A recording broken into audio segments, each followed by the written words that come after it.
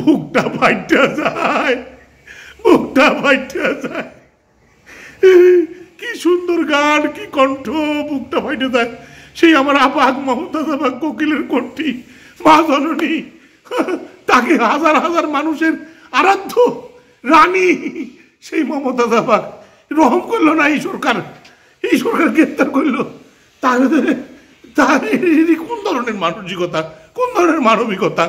না একটু একটু বিগত সরকারের সাথে ছিল, তারপরে সে কি দুর্নীতি করেছে এত? হ্যাঁ, বড় বড় দুর্নীতিবাজরা পার পাওয়া যাচ্ছে, আর এই গানের পাখি ডাক কোকিল কণ্ঠী মিষ্টি পাখি তাকে এইভাবে আটক করে ডাক এই সরকারের কোনো মতেই উচিত হয়নি। তীব্র প্রতিবাদ জানাচ্ছি আমি। তাকে 3 দিনের রিমান্ড নেওয়া হচ্ছে, এই জন্য মুন্ডার মধ্যে খুবই ব্যথা। মনে করো হাতার হলো একজন সঙ্গীত শিল্পী, তো আমরা তো শিল্পী, আমারও নিয়ে যায় কখন বা ডিম সিদ্ধ খাইতে দেয় বুঝি না তো বাবুরে। বাঁশ আর হারিকেন জোগাড় করে ফেলেছি, বুঝতে পারছ? কোনো টেনশন নাই। মানে বাঁশ আর হারিকেন দেওয়ার জন্য ব্যবস্থা যা যা যা ব্যবস্থা লাগে সব করে ফেলে নেওয়া আছে। আমার যখন যেরকম দরকার তখন সেরকমভাবে ফিল্ড সাজাবো। আগে দেখনি, যখন মনে করো সরকারের প্রোগ্রাম হইতো তখন কি হতো, সারা দেশ থেকে যত গাড়ি আছে সব চলাচল বন্ধ, সব নেতাকর্মীরা ঢাকার যাবি, বা যে জনসভাবি সেই সব যাবি। আর এখন মনে করো ছায়া সরকার আছে, একটা সরকার লাঠিয়াল বাহিনী আছে। মনে করো আমরা তারা এই বিগত ফ্যাসিস্ট সরকার আন্দোলন করেছি, তারা মনে করো এখন একেবারে হুবহু বিগত সরকারের মতোই আমরা শুরু করেছি। যখন আমার পক্ষের কোনো আন্দোলন দরকার হবে মনে করো, তখন সারা দেশ থেকে গাড়ি ভাড়া করে আমরা যাবো, যা মনে করো রাস্তা ধারে থাকবো। গরমের মধ্যে মনে করো পৌরসভা থেকে সিটি কর্পোরেশন ঠান্ডা পানি বি দেওয়া হবে, হ্যাঁ, সে আন্দোলন করা হবে। মনে করো 3-4 দিন ধরে নাস্তা পানি সব শেরিটন হোটেলের খাবার আসবি, খায় আন্দোলন করবো। মনে করো নীতিগত মনে করো উন্নয়ন ঘটেছে, হ্যাঁ, আগের নেতা নেত্রীরা খায়, তখন মনে করো সরকারের তরফ থেকে খাবার আসছে, সেগুলো খায় দেয় আন্দোলন করে একটা সুষ্ঠু মনে করো সুন্দর আন্দোলন যেটা হয়, গঠনমূলক আন্দোলন, সেটা করে একটা সাকসেস হয়েছে, আমরা বাড়ি ফিরবো। আমরা বিগত সরকারের পথে আমরা হাঁটতেছি। নতুন বাংলাদেশ, বৈষম্যহীন মুক্ত বাংলাদেশ, একটা মানে বৈষম্য মুক্ত বাংলাদেশ একটা গোড়ার একটা প্রত্যয় নিয়ে মনে করো যে আমরা পথ চলিচ্ছি। ওই বাঁশ আর হেরিকেনের কথা মনে হয়, দুটো কথা মনে হলো বা আগেকার দিনে একটা সলু কাজ ছিল না, কথা ছিল না, কাজের সময় কাজী কাজ ফুরেলে পাঁজি, এটা কথা আছে না?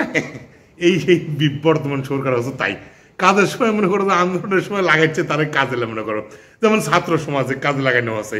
তারপরে মনে করো যে শহীদ পরিবারের দিকেও ভুলে দেওয়া আছে, যারা আহত তারেও ভুলে দেওয়া হচ্ছে, মনে করো সিস্টেমের মধ্যে ভুলে দেওয়া হচ্ছে। হ্যাঁ, তারপরে মনে করো যে কাজে লাগানো হলো বিএনপিরে, এখন মনে করো বিএনপির চটি বেটি নাই, কইতে তোমরা আমার সাথেই ছিলে না, আন্দোলনে নাই। আবার মনে করো জামাত ইসলামে এর সম্পর্কেও বলা আছে, হ্যাঁ, ছাত্র শিবির জামাত ইসলামে কাজে লাগাও, কাজে লাগানো শেষ এটা ছুটে ফেলে দাও, এখন যুদ্ধ করে তকমা লাগাই দাও। এক উপদেশের তো মাথাই খারাপ হয়ে গেছে। হ্যাঁ, এর সাথে আন্দোলন করো, এরা চটি বাটি গোসাই, এরা খালি এর স্বার্থ দেখ। আর আমার হারিকেন আর বাঁশ ছাড়া তো উপায় নাই, বুঝতে পারছো? এটা নিয়ে সন্তুষ্ট থাকা লাগবি, যা ভাব পরিচয় বা যার যার লাগবি যোগাযোগ করবেন। কিন্তু হ্যাঁ, ঠান্ডা পানির ব্যবস্থা নাই, বাড়ি কেনার বাঁশ আছে, এই যে নতুন করে সব ছাত্ররা আন্দোলন করছে, এখানে ঠান্ডা পানির বদলে গরম পানি আর পুলিশের পেঁয়াদানি। সরকারের পক্ষে হলে মনে করো 144 ধারা থাকলেও নাই ঠান্ডা পানির দ্বারা। আর সরকারের বিরুদ্ধে আগেকার দিনে দেখো নি, সরকারের বিরুদ্ধে যখন আন্দোলন হচ্ছে তখন বাস ধর্মঘট, বাস চালানা করছে যে আমরা বাস চালাবো না, আমার অভ্যন্তরীণ গোলযোগ হচ্ছে। আর সরকারের পক্ষে সব মনে করো বাস খুলা, হ্যাঁ, অঘোষিত হরতাল হয়ে যায়, হ্যাঁ, সরকারের পক্ষে হরতাল। কত কি দেখবো বাপুরে, যুগে যুগে কালে কালে ফ্যাসিস্টের নীতি অনুসরণে আমরা চলিচ্ছি। কি করা মানে, বাংলাদেশের সব বাহিনীগুলো মনে করো রাস্তাঘাটে খালি দাঁড়ায় থেকে মোটরসাইকেল থামাবি, মামলা দিবি, গাড়ি মনে করো, হ্যাঁ, এইটা হচ্ছে কাজ। অস্ত্র উদ্ধার নাই, তারপরে ডেভিল ধরতে হলে মনে করো খালি আজ যারা বিগত সরকারের সহযোগী ছিল পাতি হাতি নেতা তারে ধরা হবে, বুঝতে পারছো? 2-4 ডেজ এরকম গানের পাখি এমপি টেমপি ধরা হবে। মনে করো শেখ পরিবারের যারা মনে করো যে এমপি ছিল, হ্যাঁ, তারা তো মনে করো পাগার পার, যারা লুটপাট করেছে তারা মনে করো পাগার পার। 2-4 না ধরলেই না, সেরকম মনে করো ধরা হচ্ছে। প্রশাসনের মাথা যারা মনে করো, যারা জুলাই গণহত্যার অধিনায়ক, তারা মনে করো যে পাগার পার হয়ে গেছে, বেনজির আহমেদ টেনজির আহমেদ সহ, তারা ধরার কোনো নাম নাই। মনে করো হ্যাঁ, যারা চুনে পুটিনে কিছু ধরে নিয়ে মনে করো কাম চাম ছাড়িচ্ছে, মানে আইওয়ার বলতে যা বুঝে আমার জনগণের যা আর কি কথাবার্তা আর কি। আমি কিন্তু কিছু করছি না বাবু, আমি এই সরকারের পক্ষে ছিলাম, আসি, ভবিষ্যতে থাকবো। এখন জাতীয় সঙ্গীত পরিবর্তনের জন্য যখন আন্দোলন হবে, সেই আন্দোলনের মনে করো আমরা দুর্বার আন্দোলন করে দিলে জাতীয় সঙ্গীত পরিবর্তন করে ফেলবো। বাংলাদেশে এই একটা জিনিস বাদ দিলে কেন এখন মানে সব কিছু পরিপূর্ণতা অর্জন হয়। আর আর কিছু দরকার নাই। আপাতত ব্যান্ড হয়ে গেছে, একটা ফ্যাসিস্ট দল ব্যান্ড, বিচার কার্যক্রম শুরু হয়ে গেছে, 3-4 বছরের বিচার হবে, তারপর নির্বাচন। তার আগে পর্যন্ত কোনো নির্বাচন হবে না, এবং তার মানে ধরো নতুন করে সংবিধান লেখা হবে। সব মিলিয়ে একটা আমরা চেন অফ কমান্ডের মধ্যে ঢুকে গেছি। আমার আর কোনো টেনশন নেই, খালি জাতীয় সঙ্গীতটা বাদ দিতে পারলেই আমার মনে করো সব শেষ। মানে আমাদের যে লক্ষ্য অর্জিত, আমাদের যে সংস্কার কার্যক্রম, সেটার মনে করো যে শেষ পেরেক ঠুকবো আমরা শেষে জাতীয় সঙ্গীত পরিবর্তনের মধ্যে দিয়ে। যাই হোক, সে কথা পরে, এখনো দেরি আছে, পরিবেশটাকে একটু অবজারভেশনে রাখি আমরা।